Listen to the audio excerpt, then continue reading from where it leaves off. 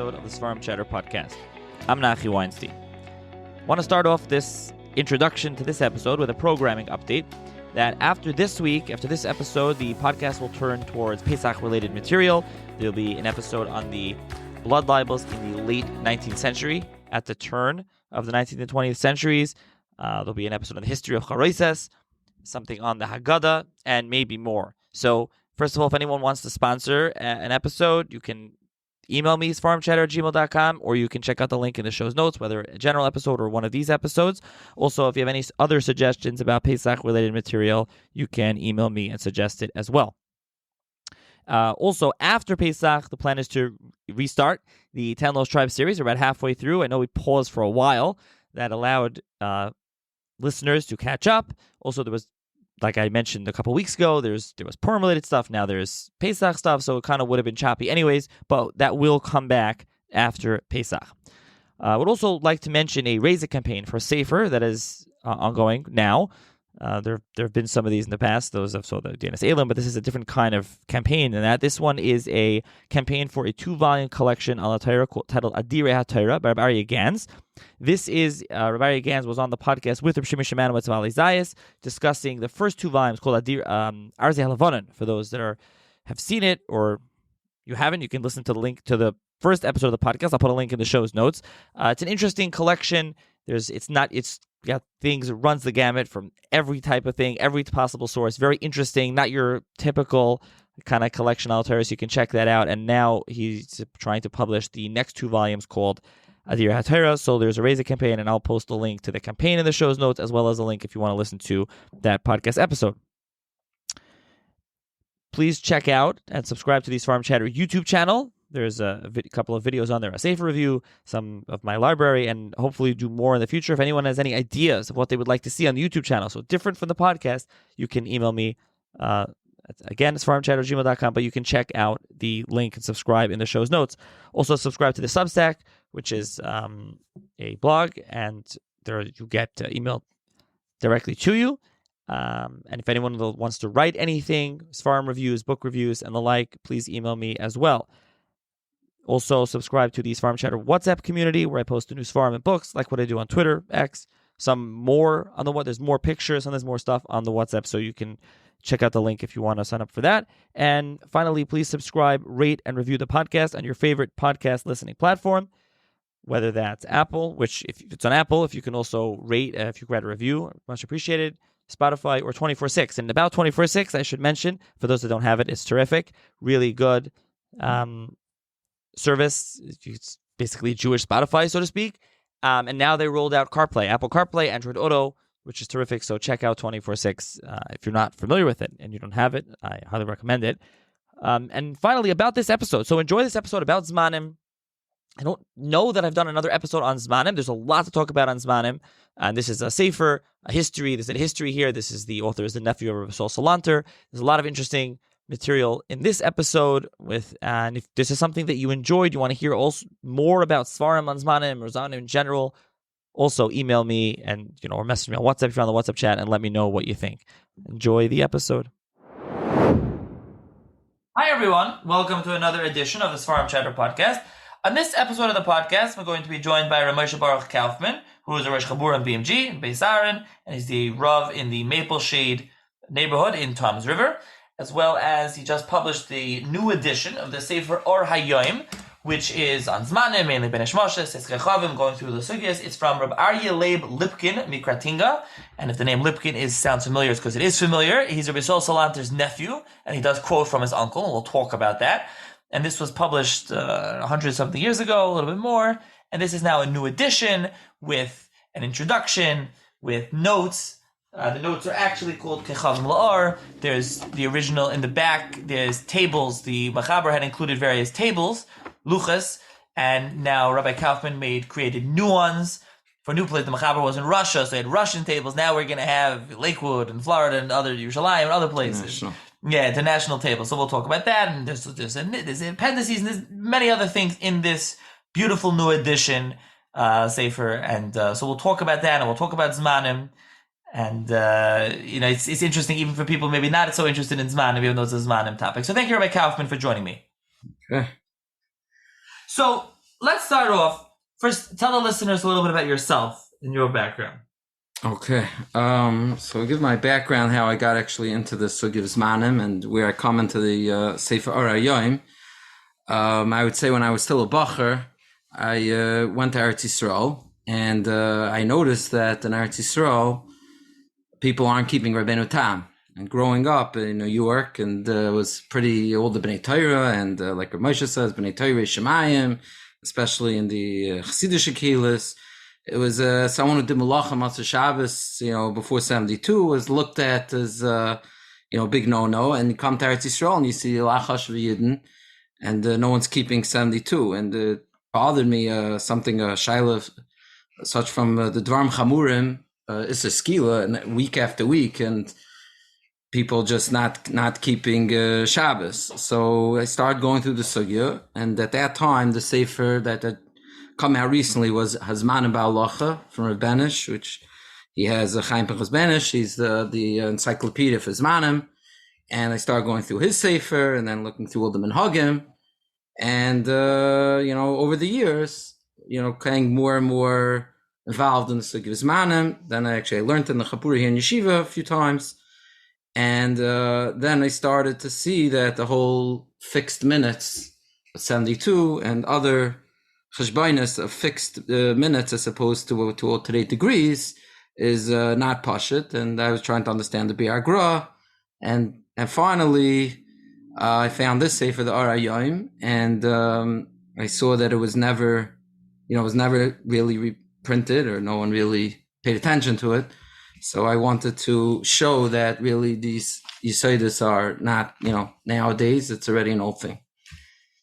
Which is great. And, in general, Zmanim is something that may not always so understood. I know there's some other Svarim that have come out recently. I think you're also affiliated with Ali Zayas and Szimonowitz, I should mention. And they worked on the Sefer. And he mamish helped me from beginning to end, making it a beautiful Sefer, and he had a lot of ideas, a lot of input, and really giving it its proper cheshivas and beautiful Sefer. And as somebody that we should tell the listeners, you are involved with the Ali Zayas Parsha Sheet. Maybe listeners are familiar with the Zmanim there. You're right there. You worked in Sefer for Ali Zayas. Right. So I want to mention also, I think Ali Zayas was involved with recently the Great Zmanim debate from Rabbi Notice. That was there. Yeah. They were involved with that. That's an English Sefer on Zmanim. Just to mention here, one Sefer. Just for those interested in Zmanim, there's a couple of other books that have come out on Zmanim recently. So that, by the way, the Great Zmanim debate is a Mosaic Press book, but I think it was worked on by Ali Zayas as well. There are some others I just wanted to mention. So when we say, for listeners, when we say Rabbeinu Tam, again, most listeners are probably familiar, but for those that aren't, we're going to explain what that means. Basic. We're not going to go. This is not going to be just heavy Zmanim podcast, but we want to give an overview. We want to explain basic concepts for listeners to understand. So just put that aside for a little. We'll talk a little bit about Rav Aryeh Leib Lipkin, and then we'll come back. And when we get into the Sefer a little bit, we'll try to explain in basic English a little bit basic what's going on. Obviously, for those interested in going deeper, this beautiful new edition of the Sefer. There'll be a link in the show's notes to buy it. It'll be in Svarim stores. You can buy a copy of it and explore further, but we'll try to give it like an overview. Okay, so let's talk about, so you mentioned you got into this Sefer. Rav Aryeh Leib Lipkin, he's the nephew of Rav Yisrael Salanter.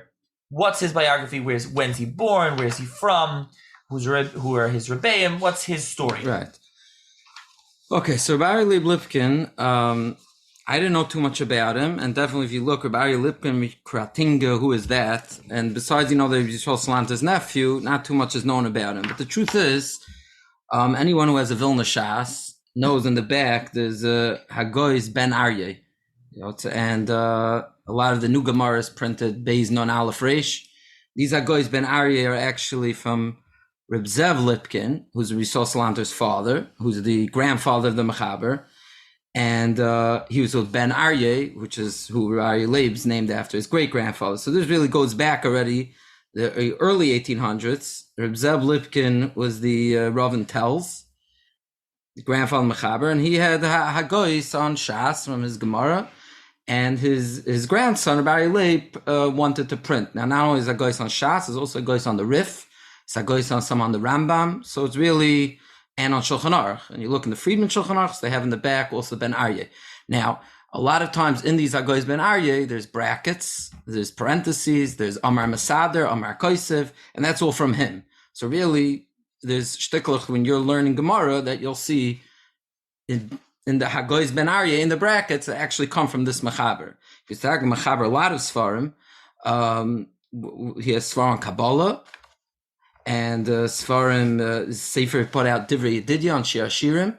A lot of Agadas, he has Agadas on Shas. He really was a big publisher. He also put a lot of koiches into he wanted to be mefitz to print the Torah of the Ramchal and the Goin.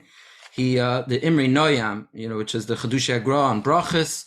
You'll see over there also a lot of Amar Masader, there's brackets, and people don't even know who it's from. Who's this Masader of the Imri Noyam of the Chedush Agra on Brachas, and that really is his. So especially by Zmanim, when it comes to Zmanim, which is a lot in Brachas, he has a whole arichas because that was his big thing. He also put out a sefer on the Bryce of Shmuel HaKatan. Shmuel HaKatan, for Shmuel Yarchinoah. That was Shmuel was the astronomer of time and from Namiroim, and he has this what's called Bryce of Shmuel HaKatan. Rav Aryeh Leib put a whole pirush on that, which was printed a bunch of times.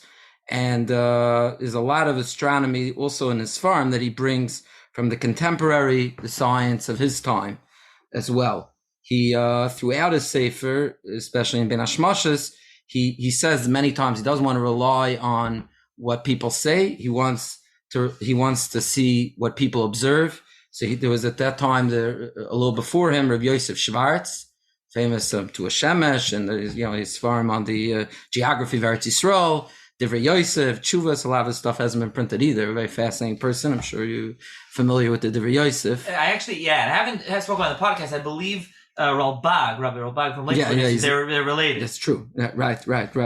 So a number of times I wrote articles about for things that he says. So he went out. He really wrote one of the first more contemporary Sfarim and making a Luach. Is in 1843 it came out, and Rav Aryeh Leib used his observations to figure out when Seiskam would come out in Vilna, when it should be in Russia and all the different places. I want to mention, I don't think you mentioned, so the Mechaber is born in 1839 and he dies in 1903. Around is roughly his years, just to give listeners understanding of when we're talking. But really, the latter really 19th century. Right, 1902. Yeah. 1902, okay. He put out, this Sefer was in about 1901, 1900, so this was his last Sefer, right, the year before he was Nifter. His main Rabbah, Rav Yisrael Salanter, his uncle, convinced him to become a Rav. He was known as an Ilui. And by 30 years old, he already became a Rav in the city of, I don't pronounce it, Papelin. He was there for 8 years. And then at 38, he became Rav in Kratinga for 24 years. That's where he was most of his life. Kratinga is very north. You could look in the on a map. Kratinga is further north than Vilna.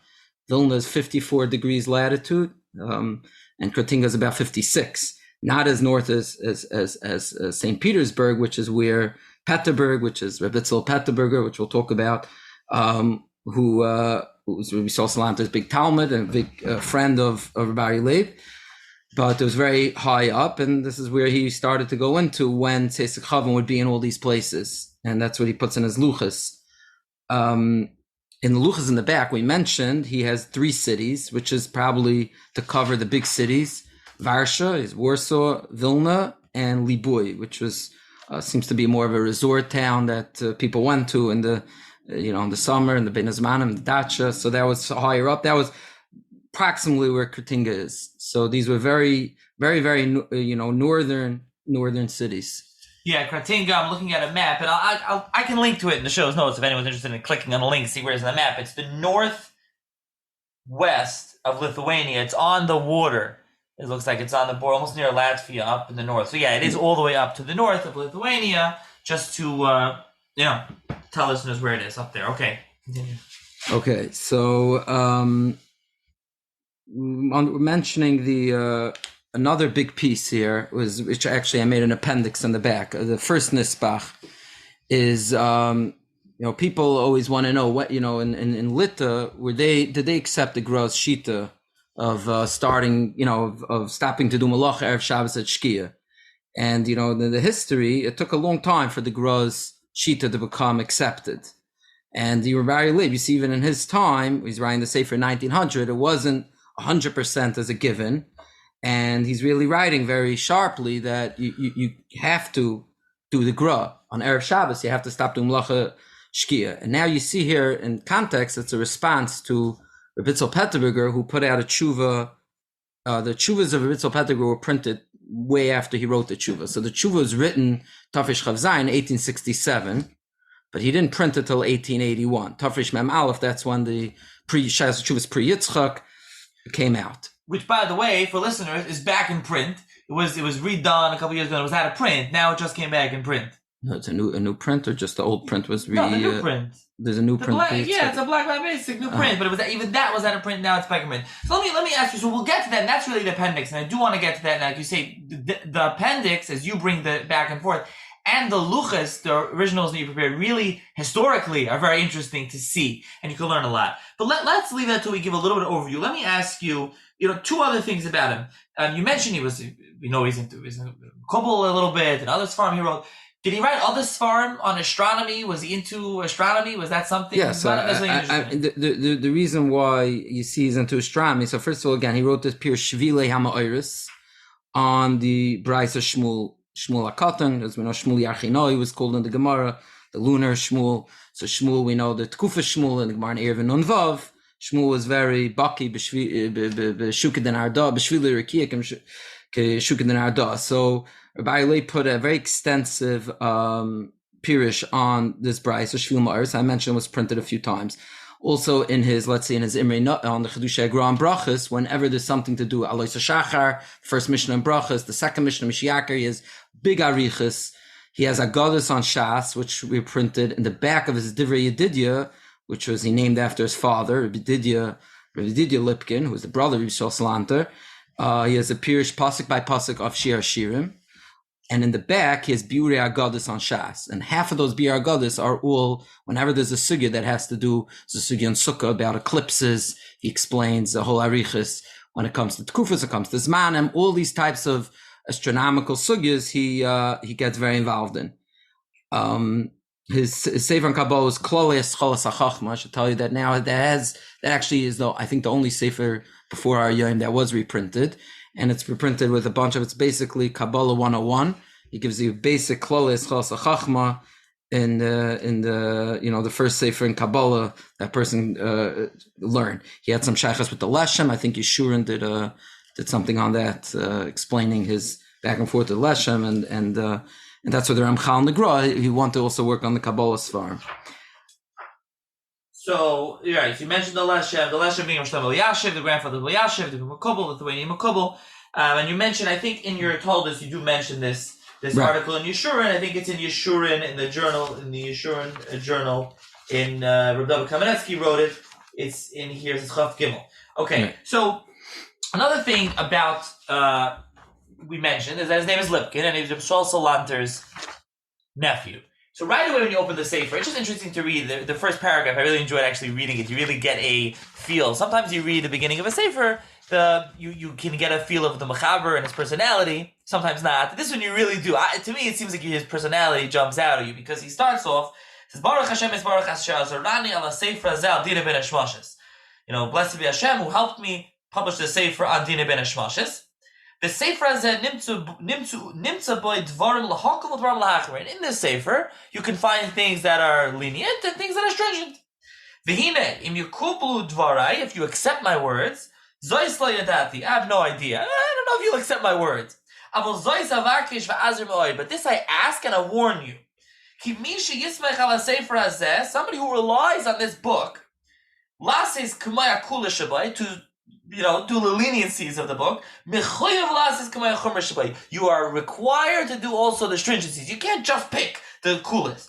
Because if not, the Erevin Daf Zayin B'Zeh Lashon. It's going to quote the Gemara in Erevin now.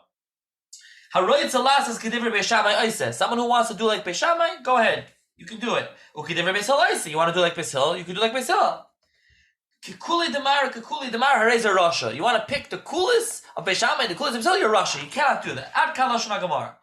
And even though the Masik Sham Shazer Rak Pesasri Adadi Ayin Sham, Rav Aryeh Leib says even though that's only when they're contradicting each other, not totally different things. He says, I'm going to tell you, even by Ben Hashmashis, Yesh Bahem Mad Pesasri Adadi. There's contradictions. You can't just pick and choose.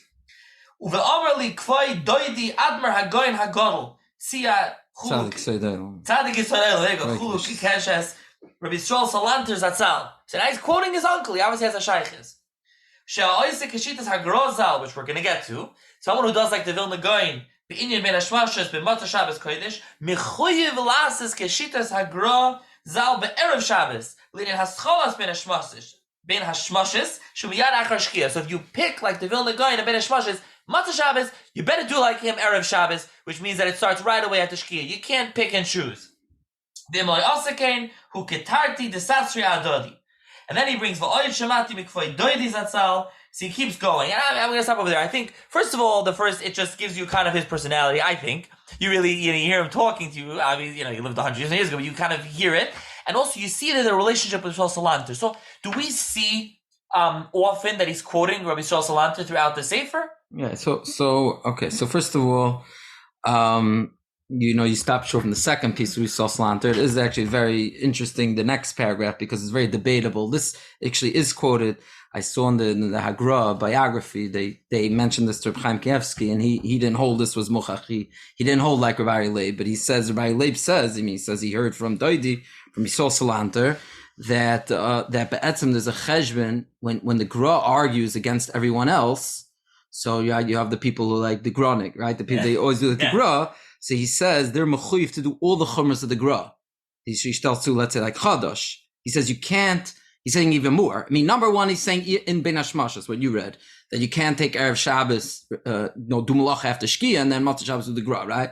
Then he's saying more. He's saying someone who does the Kul, who gave you a right to follow the Gra Shita, Matzah Shabbos, to do Malacha very early, it's because it's the Gra. So Yisrael Salanter said that means you hold that the Gra can go neged Kol HaPoiskim, because the Gra is Rav Guvrei. I think Rav Moshe uses that Sprach. Halachic Gra is Rav Guvrei. So he says, then you have to take all the Gra's Chumras, or you'd also be a tar to the Sasri. And he says, Kein Shemati Mimenu. And then he says, V'cheno Yomer Zekeni Agoin Abezn the tells Ba'am Chari Gois Benar. So he's bringing from the Zayda also. So apparently this was in the Salanter family. This was from a Zayda, from Reb Zev, and then his uncle Yisrael. They had this idea that following the Gra was considered a big chiddush against other paiskim, and therefore you would have to follow Chumras the Gra. Supposedly, Reb Chaim Kanievsky said that you could take case by case. He wasn't convinced of this thing, but whatever. But there's I brought in the Akdama some other places they quote Rav Yisrael Salanter. For example, actually, ironically, the other Yisrael Salanter is not like the Gra. Is brought down from the Gra. It's b'shmai that can someone make an early Shabbos, make Kiddush, and then go down Ma'ariv after? Now, some people want to do that. Seems to be Magen Avram says you could do it. The Gra, some versions in Maisarav say that the Gra held you can't do that because the Gemara's mashma you only let him make a Kiddush early when you first daven Ma'ariv, but you can't do that. Make Kiddush miboid yom and then daven Ma'ariv. There's a bit of Chiddush from the Gra, and basically Yisrael Salanter had a different pshat in the Gemara, and he brings that. In the Chiddush Gra and Brachas on Daf Chav Zayin, and Tfilas Shachar he brings that from Yisrael Salanter. In his Chiddush Agadas he also brings a lot in Shemati Midoidi. That's all been reprinted in R Yisrael. So he definitely brings a lot from Yisrael Salanter. Unfortunately, we don't have a lot from Yisrael Salanter in general, so we don't have too much. But Rei Nagdama twice he's bringing Yisrael is a big thing. One more thing is which I think is a very important point in this really Tower Zmanim discussion. There's really a middle shita that was practiced in many places in Europe. Those who know Zmanim knows. You'll look in the Sefer Devar Yoim, David Brownfeld, the English Sefer came out in Zmanim about 10 years ago, and he shows this point in his appendix that there were people who didn't keep Shkia and didn't keep Rabbeinu Tam, what we call 72. So we would look at them as a Tarta disaster.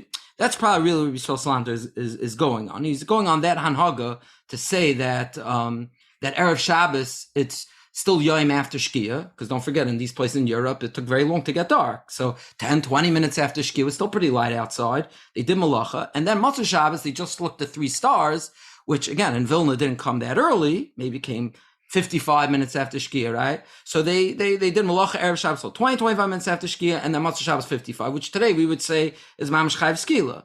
And that's where Yisrael Salanter was going Keneged that. By the way, the first one to go Keneged that is Reb Zev from Brod, the Razah. The Chaver, the Noid Yehuda, very sharp also, and he said that basically he says even Talmid Chacham, he wrote on Zmanim also. And he says that even Talmid Chachamim, they're sois to themselves, and they're Hashem Yichaper Badam because they. But this is probably what he was saying. Okay, so I think at this point we should give a quick overview, and like I mentioned, I pointed to the Great Zmanim debate and other books where if someone wants to go on a complete overview, maybe it's something that the Svarim Chatter podcast could do in future episodes. And people are interested, maybe Rabbi Kaufman will come back. We give shiur, we can talk about Zmanim, but that's a different thing. We're not gonna, do that. But to give an overview of the basics, I think is important. We've mentioned Rabbeinu Tam. People are probably familiar with 72. They're familiar with. People probably know. I think a lot of 45, 50, 60, 72. A lot of numbers, a lot of minutes. They know Gra, Rabbeinu Tam, other things. They know Eretz Yisrael is different than America. Right. Give a little bit of an overview here, especially as it pertains to the rest of the podcast, that listeners can. Make believe they know nothing, and they can understand a little bit what we're talking about, just a little basics here. Okay, we'll try our best, and we'll try to keep it very basic and very clear. I just want to mention, you keep mentioning the Zmanim debate, Rabbi noticed the Sefer, but the HaYom is, was not worked so well with the Zmanim debate, and hopefully we'll get to that. Okay, so let's just do a quick breakdown here. Really, this R Sefer has three parts. The first part is Gra versus Rabbeinu Tam. So he's big arichas in Rabbeinu Tam, and then a big arichas in the Gra. The second part of the Sefer is when is Tzeitzak Cham according to the Gra. Rabbeinu Tam, we know 72, but when is Tzeitzak Cham according to the Gra? And the third part of the Sefer is really where he gets Lamaisa into the Luchas, and when, and Rabbi Yossi, and so other things, different latitudes, and etc. So let's give the overview about the Gra and Rabbeinu Tam, right? So we have a contradiction, a stira between two sugyas. We have a sugya in Psachim, in the end of Psachim, in the sugyas of Derech Rechaika, the Daf Tzai Gimel, Tzai Daled, in Psachim says that from Shkia till Tzeis is 4 mil. Okay, let's just use an 18-minute mil, so let's just call that 18 times 4, 72. Okay, so 4 times Chai. So from Shkia till Tzeis in Psachim is 72 minutes. There's a Gemara in Shabbos, which is talking about Ben Hashmashas and the end of Ben Madlikin. And the Gemara, all different shitas there, but basically the Gemara seems to say that from Shkia till Tzeis is 3/4 of a mil, which depending on a mil, but let's just say approximately 15 minutes. Okay? So that's a big steer. That's not like off by a few minutes. Is it 72 or is it 15? So we have two basic answers, and this, by the way, the Mechaber HaYom in his Psicha, he starts with the Psicha, that's why he just outlines the sugya for you. So basically, according to Rabbeinu Tam, it's almost, the Gemara in Psachim is the main Gemara, that Seis is 4 mil after Shkia. What we call Shkia is not really relevant in Halacha. By the way, in my Mavoi, I spend a lot of time showing that there are 12 things or whatever, many things that Rabbeinu Tam has, there is a significance of the first in sunset, according to Rabbeinu Tam as well, but halachically, if Erev Shabbos, it's still day until approximately 58 minutes after Shkia. Okay, so Rabbeinu Tam, he holds Tzeis is 72 minutes. And the Gemara in Shabbos, when it says it's 15 minutes, it means from what we call Soif Shkia, meaning that's not sunset. That's the last 15 minutes approximately of that 72-minute interval is Ben Hashmashas. So let's call the first 58 is Vada Yom. And then there's about 13, 14, 15 minutes of Ben Hashmashas, and 72 minutes is night. According to the Gra, opposite. The Iker Gemara is the Gemara in Shabbos, and Shkia means sunset. Shkia always just means sunset. And Laila is approximately 3/4 of a mil after Shkia. So 13.5 minutes or 17 minutes. If you go the biggest mil, it would be 18 minutes, 3/4 of a mil. Approximately 15 to 20 minutes after Shkia would be Laila finished. The Gemara in Psachim that says Seis HaKachavim is 72 minutes after Shkia, the Gra says that's says Kol HaKachavim, that's not halachic. So basically they're opposites. Rabbeinu Tam holds the Shkia, the first Shkia is not halachic. And according to the Gra, the Seis HaKachavim of 72 minutes is not halachic. So that means everybody agrees that Ben Hashmashas is about 13.5 minutes. Just according to the Gra, it's that first piece from sunset and onward. And according to Rabbeinu Tam, it's that last piece before 72 minutes. That's the sugya in a nutshell. Okay. Now, part two is now the Gra comes along, and the Gra says, in Rishonim we don't know. We don't have luchas from Rishonim. We don't have clocks on Rishonim, so we can't figure out what the Rishonim exactly were doing and practically. But the Gra already, and the Achronim and the Gra explained a little more, that the Gra introduces that, 1 second, I just told you 13 and a half minutes, let's say 3/4 of a mil, after Shkia is nightfall, right? Now the Gra is in Vilna. So in Vilna, you look here in our luch in the back, you don't see any stars in the summertime for sure, but even the rest of the year, you're not going to see any stars in Vilna before 45 minutes at the least after Shkia, right? Maybe 40 minutes, but nothing like 50 and a half. So the Gra tells you, he says, 1 second, that Gemara is talking about basically a minimal shear. That's talking at the equinox, right? So he calls Nisan Tishrei, that means in the spring or fall, March 21st or September 21st, and in Eretz Yisrael and Bavel, which is relatively close to the equator. As you go further north or south from the equator, that interval gets longer. And as you change the season, also the interval gets longer. That's because of the angles, what the R calls a lachsain, angles, has to do with the, angle, and it's trigonometry, but it's beyond the scope of this. And today that's known as degrees. They just measure degrees, and without going into complicating things, that is pretty much in a nutshell the machlokes the Gra ben Tam. And the idea that the Gra says you have to adjust based on latitude and based on season. And really the Be'er Halacha in Mishabur and Be'er Halacha and Reish Samach Aleph brings all this in Be'er Halacha that you have to adjust based on the season and the latitude. Now, for some reason in Rabbeinu Tam, traditionally Rabbeinu Tam, that those adjustments are not made, right? So that it says 672 is fixed. And that's why at a certain point you go high enough, the Grozman gets to 72. So there is no, right? Because if you're keeping Rabbeinu Tam fixed and the Gra keeps on getting longer and longer, so the time you get to St. Petersburg, the Grozman is going to be after 72 minutes. People think it's funny, but the Rabbeinu Tam could be a kula if someone practices Rabbeinu Tam 72 minutes and you go very high north in the summer, you're not seeing any stars. So I doubt anyone would say, according to Rabbeinu Tam, you could have Matzah Shabbos when you don't see any stars. But that's the second part. The third part, what I mentioned, is really the next whole chelak of the Sefer of the R is to say that he's very upset at which started in his day, and you see this was going on. I think Baruch Shem Achshar Dara. There were those that once the Shitas Agra came more and more in a skabel, and people started to get more scientifically advanced, they wanted to do the Gra's shear as is, without any waiting for stars. In other words, they ignore what's going on outside in the sky, and they just want to follow the shear of the Gemara. So that would mean, you've been in Eretz Yisrael, many people in Eretz Yisrael, even if you go on in Nisan, Pesach time, would you see 3 stars at 13 and a half minutes after Shkia? I didn't. I looked many times and many others, and Rav Yosef Schwartz observed, and Rav Yechiel Michal Tukshinsky observed it, and the Nevreshes, Rav Spitzer, all these throughout the Dars observed that you don't see Kachavim, Chaim Noah, each Dar, Chazon Ish, they all observed stars somewhere between 25 and 30 minutes after Shkia. So it's still off. So the Gra's shear is still, so it's a problem, and you have to make all the adjustments and say Sh'tekach Torah, which is what the R does also. And the R was coming, really is this Chazas, that's, the Chaim Zelik. So he started putting out these luchas that measured the amount of degrees of 13 and a half minutes in Eretz Yisrael into Europe. So he had very short shiurim. 30 and a half minutes in Eretz Yisrael, even in Vilna, is only like 25, 30 minutes. So it was a tremendous kula. So Rav Aryeh Leib is going against these Chadashim Karbo. He writes that they want to just use the Gra's shear of 3/4 of a mil, and he says he can't because you need Kachavim. And Mishabur says the same thing. The Zmanim debate does want to work with the 3/4 of a mil. They try to be miyashiv that they took some people in the Negev and they looked and they were able to find 3 stars, whatever. But essentially, that's what the R spends. I think he has 5-6 reasons why you have to add. So the structure of the Sefer, for listeners of the R is he gives you an overview of the Shittis, and then he tries to talk about what was going on in his time?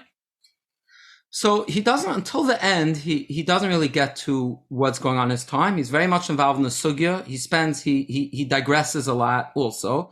Let's say he wants to talk about oive rakia. They have this thing, oive rakia, the thickness of the firmament of the rakia. What does it mean? What does it mean? The thickness? He said maybe it means the atmosphere. He's very myrich. Alpi Kabbalah, he brings pshat, and that's why he's very, very interesting sefer, because he brings from all sorts of makairis. And only at the end, he has something called the Oila Midvarenu Biktsara, which is very nice. He has 30 isis at the end, and he says what comes out of the Sefer and how to be Noig Lamaisa. Oila Midvarenu Biktsara here starts, Erev Shabbos and Matzah Shabbos, and then he'll talk about people who have bad clocks, and he has a Sefer from London that came out, and it's full of mistakes. So he's really very medactic to get to the, he has a whole issue about Chatzois. I tried in my footnotes just to keep, I don't, I have a pet peeve about those that over footnote and take over the Sefer. So I tried to still stick in my lane and stay in my lane and just mefarish, he brings a lot of Ma'amar Klaimis where he's Makatzer and fill in the Gemaras and the Rishonim. And, so essentially he's going through the Sugya. I'll just mention one Chiddush that he has, which bothered, a very simple thing. It bothered a lot. Really, Ramban was bothered. If you don't have Rabbeinu Tam, what's Taisa Shabbos? Taisa Shabbos, the Ramban understood is you can't have Taisa Shabbos when the sun's shining, right? So he says, according to Rabbeinu Tam, you understand what Taisa Shabbos is. After Shkia, it's still day, but now it's already the sun sets, so it's Taisa Shabbos. And that's how Shulchan Aruch brings it. The context of the Shulchan Aruch of Taisa Shabbos is when the sun sets, which is, we would say that's when Shabbos starts, right? Shkia, that's actually when you could start Taisa Shabbos. So everyone says, according to the Gra, when's Taisa Shabbos? Be Allah about it. So Rav Aryeh Leib says, I'll tell you why, because the sun also takes a few minutes to the actual bull, and he goes through the signs, Maram al-Shakar, it takes like 2 and 3/4 minutes. So he says the Im HaShemesh is actually when the top of the sun starts to dip down. That's Taisa Shabbos until the end of the sun. So those 2.5 minutes is Taisa Shabbos. That's just an interesting, chiddush that he has. And so he's working with. So what he himself ends up holding, working with. He working with the degrees. What's he himself holding? Okay, so that's a very good question. Now the primary part of the sefer is Ben Hashmashas and Seis. You read before from his Akdama that he says you'll find in my Sefer Kulas and Chomers. Really, you find very few Kulas. He's actually a very big Machmer. I'll tell you why he's Machmer. He's Machmer because he was very cautious. He didn't want his Zman for Tzesek Chavim. He uses a rather late Zman of Tzesek Chavim, which, we put in the Luchas here, which he got from the Divrei Yosef, which is working off of a 40-minute after Shkia in Eretz Yisrael. Now it's a pretty Chamer de Geshir, they call that Chazanish Shir, 40 minutes. Today, I think 35 is the latest with Tikachinsky's man. I mentioned before Akshadara because I think, people will find, we could talk about all the misconceptions and misnomers people have about Zmanim. And one of them is, people I talk to think in Eretz Yisrael, people are doing Malacha 18 minutes after Shkia. I'm sure people in one kilo always exaggerate what the other kilo does. So people in America think, in Eretz Yisrael, the Yishalmis, they do Malacha, Mamsher, Shmuel Salant, and Baran. They're talking about people from 100 years ago who may have had, or Talmid Gra, and they may have had a very short Zman.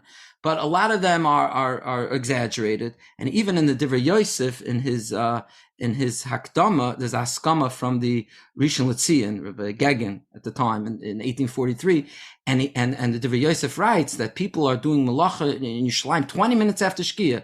And he tells them in the Askama, he says, relax. He says, you exaggerated. They daven Ma'ariv 20 minutes after Shkia. Anyway, the point is that even if there was such a minig, a mol, today everyone waits for the 3 Kachavim.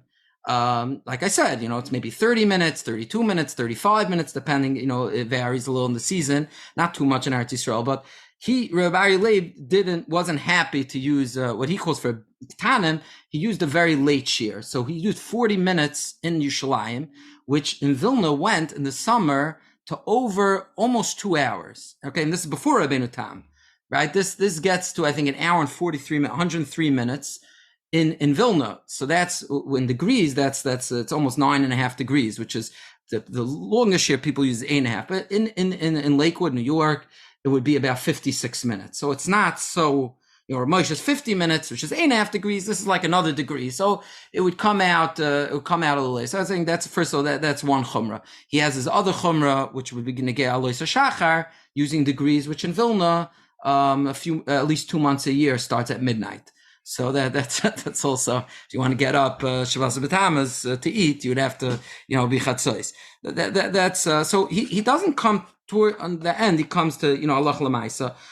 His big thing was, like I said, he's coming to the tshuva of Rebbe Tzol Petterberger, his chaver, and Rebbe Tzol Petterberger wrote in his tshuva that it's okay. People do malach a little bit. He says ma'at. People do malach a little bit after shkia.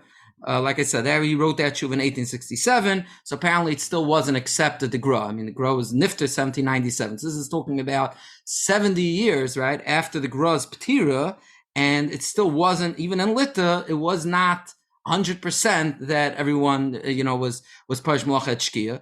But by the time his Sefer was published, the Pri Yitzchak, he didn't take it out. So in 1880, when he published it, he still kept that tshuva in it, Siman Zayin and Pri Yitzchak, saying that basically the Olam could rely on Rabbeinu Tam and could do malach after shkia a little bit, or at least don't. It's a minig and don't be moiche. So Rav Aryeh Leib came out with very, very sharp. So his tshuva backed him. He actually even asks Reb Itzel if he says Yimchali, but maybe you could put when you republish your Sefer, you could put a page in the back fixing that mistake. And it's a terrible michshel, and you can't bring raya from the people who do malach after shkia. It's an atzlus, and it's shloikedin. And what Rav Aryeh Leib explains is that he says, 1 second, you're not really doing Rabbeinu Tam. This is where I get to another chumrah. He says Rabbeinu Tam. So first of all, he says a lot of people don't keep 72. We mentioned they didn't keep 72. They looked at stars. And then even in Vilna, by an hour after Shkia, during the equinox times, you could see stars. Number two, he says, even if they do 72, they max it at 72 fixed. They don't do any more than 72. Rav Aryeh Leib holds you have to do Zmanius, at least. So what's Zmanius? So Zmanius, that means 72 is, like we said, the equinox. In the summer, it takes longer to get dark. The brisker minhag ad hayom hazeh, as they say, Achtel means an eighth of the day. They do Zmanius. There were many Kehilas, there was by the Sfardim also that Cheshbon with Zmanis. Okay, they did proportion the day. Not so popular today. Today it's more, the Shabbos is accepted. So Rav Aryeh Leib basically says, he says, number one, they're not even doing 72 at Matzah Shabbos. Number two, even if they are, they're not keeping longer in the summer. And number three, which is the biggest problem, is that 72 minutes is in Eretz Yisrael. So here it has to be much later. Now he says that even though it should be much later, you can't make people do that much for Matzah Shabbos. It can't be. It's just like impossible. You can't say you have to keep 4 hours, what we call 16.1 degrees. That can't be. But for Alois Shachar, that is the case. For Alois Shachar, that is what it would be. Now, I should mention that in the last 50 years, there were Sfarim that do go with this idea of Rabbeinu Tam needing degrees, 16 degrees. This Meir Posen, who gave Askama to the Sefer from London, he was the one who he put luchas for every city. The according to Rabbeinu Tam, 72 fixed is not enough. The Oiris Chaim Druk was shortly after the Muhammad. He put a Sefer in Eretz Yisrael. Rabbeinu Tam, he says you have to do it the we call today the degrees. And actually, I also put in the weekly alim we mentioned in the Alizayas. I do put the Zman, the 72 minutes Zman. Actually, I have 4 Zmanim. I first have 3 stars, and then I put 72 fixed, which is, that's what's Makubal Ayin Beis Minut. And then I have the Achtel as Manius, and I have the 16 degrees. So I want to cover all the Minhagim and all the Shitas. Yeah, and just going back to the introduction of Rav Aryeh Leib, you mentioned that he's a big machmer, and you really see that in his introduction. I think even the snippet before we read, but you even continue. He says, someone who sees in my luach the long days, Yidma, it seems, Chumra, it's a big stringency, to wait so long.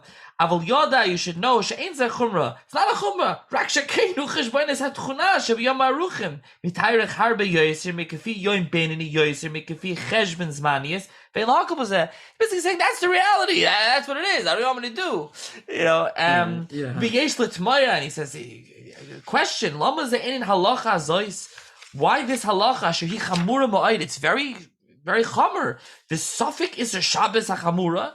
It's a suffix. right? It might be Isser Shabbos. Shegamim oisem malacha bebein hashmashos b'shogi chayav Hashem tali. You chayav Hashem tali. V'kolshkin b'meizid mishehichnes atzmei v'safik b'Isser Torah. Someone who puts himself in a safik of Isser Torah. Shegadlam v'yimin say is a great avera. V'lama zeh gezalzalu b'zeh ha'amoinu b'nei adam. Why do people just put it down? They don't care about it. They don't know. Yispartzu le'pa'amim lehaktim koydem azman sheyatzim midei shum safek v'chem b'yimatzim kippur. They're so busy rushing. What's the Shabbos? And he says, "V'ktzas eight Shabbos." Have a little bit of advice. Yesh le'rabim le'tzaves. They should say, "Should lo yadliku ner v'le'yasu melacha ad seif tfilas arvis." So they daven marav man. I said, "Don't light till after marav. Make it even longer, even more machmer." V'chem b'yimatzim kippur. Le'tzaves ulahachriz. They should tell. They should scream. Right? Should lo yasu hanoshim melacha ad achas tfilas marav. Tell the wives, don't do anything till after marav. Ubezei yarvichu sheyachshvu gam zman tfilas marav b'seichas man. You'll have even marav together. V'yuchlu lahaktim zman Baruch koydem soy zman shemuter b'malacha b'shir meshech zman marav. It continues on. And what's interesting in the next passage, it says v'roi la'adam, and it's worthy of a person shafilu mazman muter lo yichaber lo v'ikul v'matzah Shabbos kodesh. Don't worry about Shabbos kodesh. U'b'zoyer v'yakal. Then he goes and he brings a zoyer for you. That's what you were saying, right, Kaufman? How he mixes in the zoyer together with his halacha, and he's trying to say, don't worry about it. It's okay. And he continues on. He actually explains why he's not like Rabbeinu Tam, and he explains which is also an important point when he says that. He says someone who reads a Sefer looks like he writes a lot of times not like Rabbeinu Tam, and who is he to write Rabbeinu Tam? So he says that he has the gra, and he says I'm just moisav al devreim lachri ma'at. He says it's like you have a scale with two sides, and they each have 1,000 pounds, and then I'm just a little adding a couple pounds on one side. What you mentioned that he's very very very machmer. Where did we see? You were reading from the bottom of the first page of the Hakdama. And then it continues the next page. He doesn't know why. I mentioned for a pose, and he writes in his Askama that the Yetzer Hara mitzvahs have to do with Zman.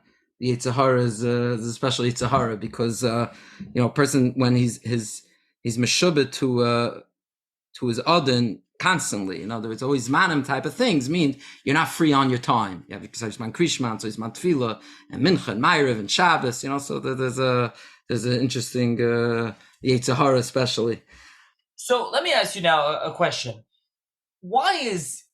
What's the relevancy of this Sefer today in 2024? Obviously, I am someone who just now reprinted a Torah Chaim, an old Sefer. We did a new edition. I like reprinting old Sfarim. It's something, by the way, people listening, please go redo old Sfarim and new editions. It's very important. I'm not going to say instead of your Torah that you're putting out, but yes, kind of. And also, people probably use this more. But regardless, sometimes a Sefer like this, especially something on Zmanim, something halacha l'maisa, something practical, is it really still relevant? It's not some chedushim on Shas. Even though he does go through the sukkahs. What's the relevancy of this Sefer and why?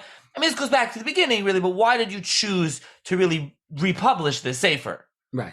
Yeah. So first of all, you see that all the Sfarim in the last 100 years, right? This was printed in 1900. So you see the last 125 years, all the Sfarim of Zmanim quote him extensively.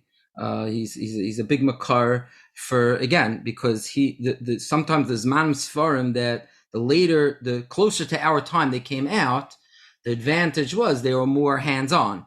The Sefer from 300 years ago, we don't have luchas, so we don't know. We're medactic and we're medayik, and everyone's medayik their way from a Sefer from 200, 300 years ago, what he held and this and that.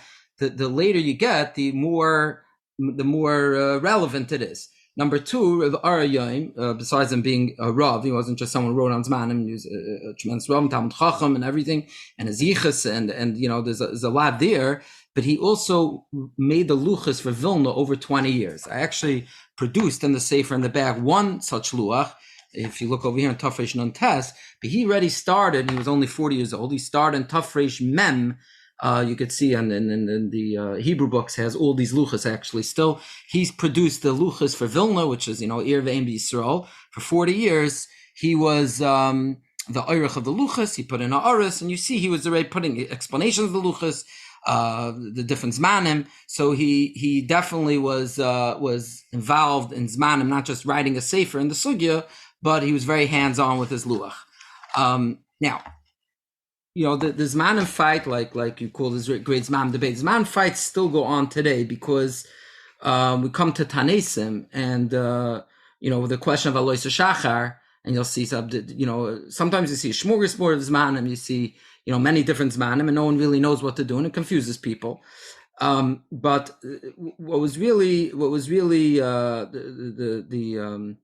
the impetus was that I saw recently that, the Seferim, actually in the last 10 years, referred to the whole idea of using degrees and using what he calls alachsin as like a new thing. It sounds very scientific. It sounds like it's a modern thing. The old-fashioned way would be to go Shabbos, fixed. The Gemara says that 72 minutes or 90 minutes, whatever shear you want to use, and that would be the standard. And we're the moitzi mechaveira Rav Aryeh to go degrees, right? So even though it makes a lot of sense, but it's a new thing. And really, what I'm showing here in this Sefer is at least we have it to 1900. I mean, he was already saying this 1880, and he says, by the way, a lot of these says in Zmanim he got from his father, Rav Yedidia, and you see his grandfather also had things. So we have at least 150 years of this measuring through degrees, and really the whole, which I mentioned in the Mavoi, the whole idea that degrees is a modern thing. It sounds very scientific. Is also it's a misconception. It's a toss, because this degrees is not a siba. It's a siman, which means degrees is just to help you. The mashal I give over here from a grandfather is, let's say someone says, how much is a revius? And he tells you where Moshe holds it's 4.42 ounces, right? He sounds very didactic. Wow, he must be a professor. 4.42. I never heard of the 4 point decimals and so many numbers. I don't know. Revius is revius, whatever. So of course we tell him it's not 4.42 ounces, right? It's a certain amount, and we help put it together for you, right? Or if someone Damon says, what time is Nate's today? It's 6:57 and 32 seconds. You see, this guy must be an astronomer, right? And the answer is everyone did the work for you. They are able to measure when does the ball go up, and we could figure it out. So it's the same thing with this degrees. It sounds very angles and trigonometry, but really it's whatever the formula. It doesn't matter. The point is, it's just measuring. It's just telling you when there's a certain level of darkness. The Gemara uses always the lashon hichsif, hichsif, when there's a certain absence of light, and when the stars come out. The stars just come out when there's a certain level of darkness. So they're just telling you, when you'll get to that level of darkness. The truth is that using Shabbos, right, a fixed amount of minutes, that's a modern invention, because if you don't have a clock, you couldn't measure that either. The whole thing of measuring minutes only came from a clock. So in the Gemara, they couldn't measure minutes. You see, they measured by how long it took time to do activities. They would say how long it takes to walk a mill, how long. No one knew anything about minutes, and definitely Lois Shachar, which Nate's didn't even happen yet. So it would be impossible to measure. So if anything, that's also a modern invention. So the point is, we're not using the modern invention. These different today, the different websites, the different Zmanim.com and all these different, they're just getting the level of darkness in Eretz Yisrael, and then just which is really what the Gra was saying to do. So it's really not nothing new. It's like we say, we're reprinting an old Sefer, so we're just bringing out an old old thing.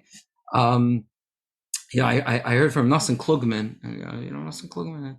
It's from the early first Chabura, like to learn Zmanim in Lakewood. And he told me that it's just a very interesting thing that 72 minutes became popular historically at the same time that Shkia became popular.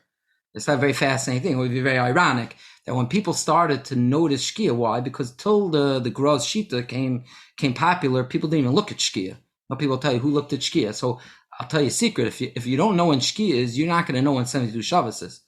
How do you know when 72 Shabbos? You can't look outside because you can't tell. So the only way, how do I know that Shabbos 72 minutes is 7:12, this Matzah Shabbos? Because I know Shkia is 6 o'clock.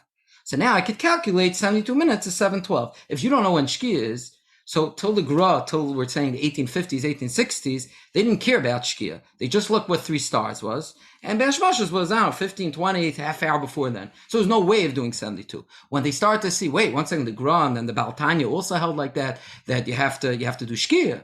So then they start to notice, oh, look when the bull goes down. And then they start to calculate 72 minutes. So the ironic thing is, those who keep 72 is really coming off keeping Shkia.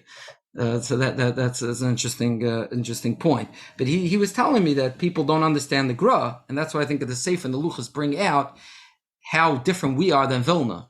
If you look I picked 7 cities. There was a cheshbon to that. I wanted to show them the cities closer to Eretz Yisrael. So let's jump in. Let me just tell the listeners. Yeah. We're going to get to what you did in the Sefer. We can talk a little bit now already. So you made brand new luchas. First of all, you kept historically, you reproduced them, which is nice, the facsimile. But then you yourself created Miami Beach, Florida, Yerushalayim, Lakewood, New Jersey, Paris, France, London, England, Gateshead, England, St. Petersburg, Russia. Did I have them all? I think I have them all. So why those selections? Cities? Where are these cities coming from? Yes. Right. Okay. So right. So I wanted to start with showing that So let's just explain what the luchas have, because that's really, I'm taking off of his luach. So you have Nates and Shkia, that's pretty standard. That's very universal. Sunrise and sunset times. The Seismai Krishma and Gavram, we'll leave that out. Maybe it'll be for a different time.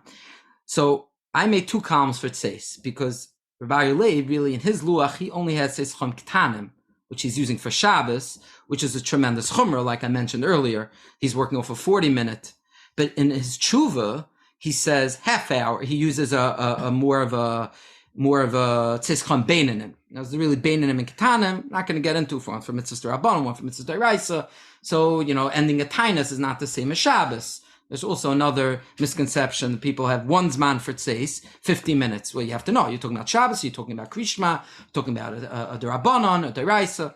So I made Tseis Chum 30 minutes in Yerushalayim and 40 minutes. Now, this is not a standard luch. A standard luch will give you a time. We'll say Tseis Chavim in Lakewood today is 6:30, right? This is 46. What does that mean? So this is the amount of minutes, because this luach is to illustrate, which was what Aryeh Leib was doing. You have to know. You just need to know what the interval from Shkia to Tseis. So we're saying, let's imagine today. Okay, so let's look. Let's say where were we today? February. Let's look at February 3rd. Okay. So February 3rd, right? And this luch, by the way, is only once a week. That's how Aryeh Leib did it. So we don't have to have 100 pages of luchas.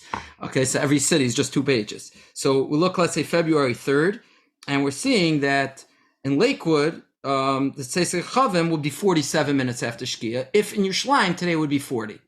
So the difference is 7 minutes, right? And that's for the small stars. And the earlier Zman for Tseis is 36 minutes. That would be Eretz Yisrael's 30, here it's 36. So it's approximately 6 to 7 minutes later this time of year. Okay, so I start with Miami. People, again, will think that there's this thing called America, okay? So people think America does, America, we don't do the Shitas Goinim. It's for Eretz Yisrael, right? Yisrael does the Goinim, and because that's it gets dark very fast in Eretz Yisrael. Right now, Miami gets darker quicker than Eretz Yisrael. Okay, so so I'm just trying to show. Imagine you say someone would say, okay, in Eretz Yisrael he does 30 minutes after Shkia he does Malacha, because it gets dark very fast. Comes to Miami, right? He keeps 72 in Miami, right? He goes Pesach time. He goes to Florida. He goes to Miami Pesach. So Miami is way closer than Eretz Yisrael. So if you're keeping 30 minutes in Eretz Yisrael, in Miami, you should be keeping 27 minutes. Now, I'm not saying people should keep such a short shiur, but the point is it doesn't make any sense. Now, that's because America, we call it even the United States, has a very large, from north to south, right? We go all the way down from Miami up to Buffalo or the top. I mean, for sure, if you get Canada is even further up, is even higher. So to use one Zman in America doesn't make any sense. In the Bir Halacha, he says that Rav Moshe meant, Rav Moshe says most cities in the United States happened to be pretty much in the northern part of the United States. I mentioned 8 cities here. They are all Be'erich, New York, New Jersey. I've just picked Lakewood because it happens to be in the average. So all between, starting from Baltimore and Philadelphia, Detroit, New York, Cleveland, Muncie, Chicago, Boston, whatever. So Lakewood happens to be about in the middle. So that's Baruch. This interval would work for all those cities. Yeah, don't forget to put in Hare Catskill. You have the Catskills in here. Well, yeah, and also Lakewood is you're from Lakewood, so you're putting From in Lakewood. Lakewood. Maybe that also. Tom's River already. Yeah, right, exactly. But that's Lakewood, New Jersey is going to encompass Tom's River, Jackson, Manchester, Howell, Brick, everything. You just go to Lakewood, New Jersey. But so that's why you're having these Zmanim, and then you went to Paris and you went to London and Gateshead. So the Cheshbon. So of course we start with Miami. That's the closest to the equator. There are closer cities. Mexico City is even closer, but that was the bottom of the United States. Okay, then we have Yerushalayim, obviously, which most of Eretz Yisrael is Baruch like that. Okay, then we come to Lakewood, which is most of the northern part of the United States. I picked Paris because, and I write that because was the oifik of Rabbeinu Tam. So it gives us a little flavor of what Rabbeinu Tam himself saw. Now it's a very fascinating thing. If you look on the second page of France, you look the small stars, which Rav Aryeh Leib's shear. Okay, so take a look on page Reish on Aleph. You'll like this. The Tkufas Tammuz, which is the longest, June 23rd here. How many minutes in Yerushalayim? 40 minutes does it in Rabbeinu Tam's place? 72, right. So it's a very interesting thing. That means you see Rabbeinu Tam. Now, I'm not saying the word those that Rabbeinu Tam said in his place. I'm not going in that direction. But the idea is that Rabbeinu Tam, at least in the summer, there were times a year that he would have seen stars at 72 minutes. It's an interesting thing. I continue with London. London is considerably higher. The big Yishuv gives you England. Now, the reason I did Gateshead is because, again, who's the same oifik of Gateshead? Is 54.5 is Vilna. Vilna and Gateshead are also about the same. So that's the makom of the Gra. So now we're imagining what the Gra saw. So if you take 30 minutes, you look in the summer, now take a look on that page, look in the earlier Zman for Tzeis, meaning 30 minutes in Eretz Yisrael, how many minutes is that in the summer in Vilna? So you see over here, 74 minutes. Even the smalls, the bigger share, Rav Aryeh Leib's share for Vilna I mentioned is 102 minutes. And this is before you get to the Rabbeinu Tam of that. But 74 minutes. So you see the Gra, where the Gra was, he wasn't on an island. This also, you appreciate what the Gra saw. I know people say that, you see how the Gra lived all north. He should have liked Rabbeinu Tam, right? It fits in very well, right? But the answer is the opposite. The Gra saw the difference that he couldn't be Soivel 72 Shabbos because he saw, look at the Merchek. And then, of course, I put St. Petersburg at the end because that's where Vitzel Peterburg was from. So there's actually, I ran the Mavoy, Rabbi Yaakov Schlesinger, he says that B'Soif Yamav, Vitzel Peterburg went at some Messiah Kabbalah, he writes in a Tshuva in Beisav, that we don't know if this came from the HaYom, but it says B'Soif Yamav, he moved to Eretz Yisrael because he felt he couldn't keep Shabbos in Peterburg. So we don't know what he was doing before Rav Aryeh Leib. We don't know what was after the tshuva. We don't have a Vitzel Peterburg's response to Rav Aryeh Leib, but we know B'Soif Yamav, he did go to Eretz Yisrael.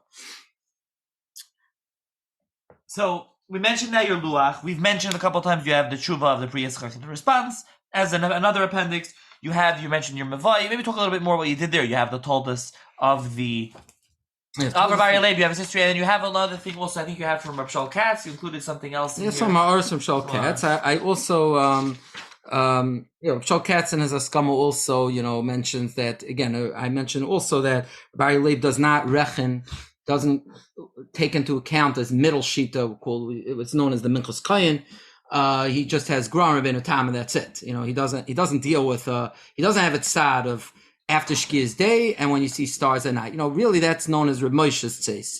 Now today, Reb Moshe's 50. What is that? Moshe says Rabbeinu Tam is 50 today, right? What type of Rabbeinu Tam is that, right? So it's its own sugya. But the point is Reb Moshe just went with when you see stars. So today it's Hakol Revach, because basically, Baruch Hashem, we're all keeping Shkia, right? We hope. Erev Shabbos, we're keeping the Gra. And so really the Gra Zman is, if anything, earlier. So we're doing the 50 minutes. But that's what he mentions here. Now, what about your footnotes? You put footnotes, you call them Kechavim La'ar. What were you trying to do? As you said before, you don't like the real lengthy footnotes. Right, so what were you trying to do? So, the numerous, again, especially because Zmanim, people aren't so familiar with the different Sfarim that are on Zmanim. I mentioned he quotes journals at the time, Hakerem, he quotes other Kisvei Eis, different things from Moyed Moyadim, There's Svarim that were in Zmanim. He quotes extensively from the Sefer in Prague, someone, a Shvile Rikia. There's such as coming from Noid Yehuda. So different Svarim in Metzius and astronomy at the time. And then, of course, Zmanim is all over the place in Shulchan Aruch. It's in Hilchos Mila, and so it comes up in a lot of places. So a lot I wanted to explain his rayas, just explain what he's saying, bring the Marmar Kaimis, and then sometimes I did, of course, added. He brings a lot from the Yerushalmi. A lot of the Gedolei Lulita you see were into the Yerushalmi. A lot of them wrote Perushim on Yerushalmi, so that's also, and of course the Zohar and the others. He brings the Ramchal a few times. So he definitely is a wide range of Makairis. And a lot from the Sefer Divrei Yosef, which is also something that, should, like you mentioned, that's a plug that people should reprint, because there's also a very fascinating Sefer, and he quotes him about 20 times, to see what he saw in Eretz Yisrael. I believe, Zman Balacha, he asks what changed in the 1860s, Baruch, starting from, every change happened over time. There was a process, but from 1870 to let's say 1920, those 50 years, more and more was Neskabel Shitas Agra. And he has 4 theories in Zman Balacha. Leni's Daiti was because once people started going to Eretz Yisrael, they saw that, and that's the reason he says people started reporting back, and they always thought that Eretz Yisrael was similar to what was going on in Europe. And as they saw, then Eretz Yisrael, it gets dark much quicker, and they saw these things that the Gra was saying. And again, by the way, the Baal Tanya is the same way. That's another misnomer. People think it's like Hasidim versus Litvaks, because they think the Gra and the Hasidim today don't keep go more with Rabbeinu Tam. This is also not, all the Hasidim Eretz Yisrael much more into Shitas Hagoyim, and like I said, a lot of the early the Baal Tanya and the Toldos and the Bnei Sascha writes in his Magid Taluma on the Rif that people da mincha have to shkia, it's against Rabbeinu Yoina. Definitely a lot of Chassidim, the Vishnitz, the ones especially Chassidim that lived closer to Eretz Yisrael, did more like Shitas HaGoinim, which people think it's Sfardim, Ashkenazim. It was really more by where people lived, and the Adrab, the ones in Lita, the Chai Adam, who was Mechutan of the Gra, doesn't even bring to be Machmer Erev Shabbos Shkia, which is a Pal de Gazach, so because they were still, they saw a long time till Tzesek Chavim. So one more question on the Sefer. Obviously, Sefer is a Zmanim Sefer, and I mentioned before, by the way, the only reason I mentioned the great Zmanim debate, I wanted to mention something in English. Perhaps you have other things, but before I even get there, this Sefer R Leib, who would you say would gain from it? Obviously, it's a classic on Zmanim. It's good for Sefer, for shuls, for anyone interested in the sugya, for sure. What about for a layman? Is it now with your footnotes or is it something someone who wants to go through the sugya a little bit more? Is it now accessible? They would be able to use this to go through the sugya. Would be usable, you think? I think is much more usable. I think the Sefer was really not usable before. Besides footnotes, I want to say what we did was we put these the side headers. The side headers it was very important. And the truth is that he has, ironically, 72 ISIS. Okay, he has Aleph to it, and he doesn't label the ISIS. I gave the ISIS themselves headers, so he has just Aleph, Beis, Gimel. It was totally very hard to figure out, what he's doing, and that's what we put in the before each one, the header, what each ice is, and then the side headers plus the footnotes. Plus, we put in a lot of punctuation, commas, periods, so you could read what's going on. So I think it's definitely we gave different headers to different parts of the Sefer, so people could understand, Beinim Ketanim. And like I mentioned, it's not that someone doesn't need it until it's challenged, right? So if someone wants to, it's not just that he wants to know the sugya of Zmanim, which of course it's a very gishmaka sefer in the sugya and the Rishonim, and he says a lot. He's masada the sugya very well. It's very masudar, and he has schooled the basic kashas and he has all the rayas. But again, today when people will say, if you're doing degrees for Alois Shachar, and people will tell you, that's against the minig, or that the degrees is, you could show him that. This was what we have the luchas in the back, that this is definitely an accepted thing. Or if someone says, like people say today, why can't we just do the gra, 20 minutes after shkia? And because, people are getting smarter now and they see that 15 minutes after Shkia in Eretz Yisrael is only about 22 minutes after Shkia in Lakewood. So why can't we do 22 minutes after Shkia? Okay, now for Shabbos, how the Shabbos will be machmer, but let's say matzah tainus. Why can't I eat matzah asar b'tevis 22, 25 minutes after Shkia? Why am I so we pull out a big part of the Sefer. The Sefer gives attention to the sheet of Rabbi Yossi, which the Mishabura gives a lot of attention to. People don't know about. Is the Rabbi Yossi shita is that Ben Hashmashas is later. So there's definitely a lot to gain from the Sefer. When you mentioned Rabbi Yossi shita, and it's important to know that some people think that by Shkia you could already assume it's Vadai Ben Hashmashas, even if you the Gra, and you see from the Sefer, besides Rabbi Yossi, you have other cheshbonos that's not necessarily true. So these could all affect, practically what someone does l'maisa. Now, what about? Do you have any? Is it whether it's in English or even in Hebrew? Any overview of the Sugya of Zmanim? Someone wants to learn a little bit more about it. Someone that doesn't really know much about it. Is there a book or a sefer that you would recommend someone to pick up to read? So, it's a good question. So again, there's like three parts. There's the Sugya. There's someone who wants to know like all the shitas, like more of encyclopedia. So very good is the Sefer Zmanim from someone from Muncie or Brisk. He put out a bunch of Sfarim. I quote him a few times here, also in the footnotes. I write in my Mavoy the Sfarim that I use specifically in the Sefer, but there's a lot of Sfarim. He's also the original encyclopedia was Yisrael Zmanim, Rav Harfanis, who many Sfarim. His Sefer originally on Zmanim, that's what he calls it, his Bismedri Yisrael Zmanim, came out in 1980s, but then he reprinted it. But this Eitz Zmanim is very good. There's a Sefer Zmanim B'Havana, from a Yid Reb Lampin from Montreal, which he has pictures in the back, so it really makes a visual to people like that. But the really only Sefer in English that gives hands-on is for his Maham debate is a Bramfeld Sefer, Dvar Yom, that came out, was reprinted. It came out about 10 years ago, and that really starts from Aleph Beis for the layman to really understand just Pashat the Shitas, the Rabbeinu Tam and the Gra, and then also goes to all the Minhagim. As a lot of people want to know, okay, fine, so I know the Sugya very well, but what was the Minig?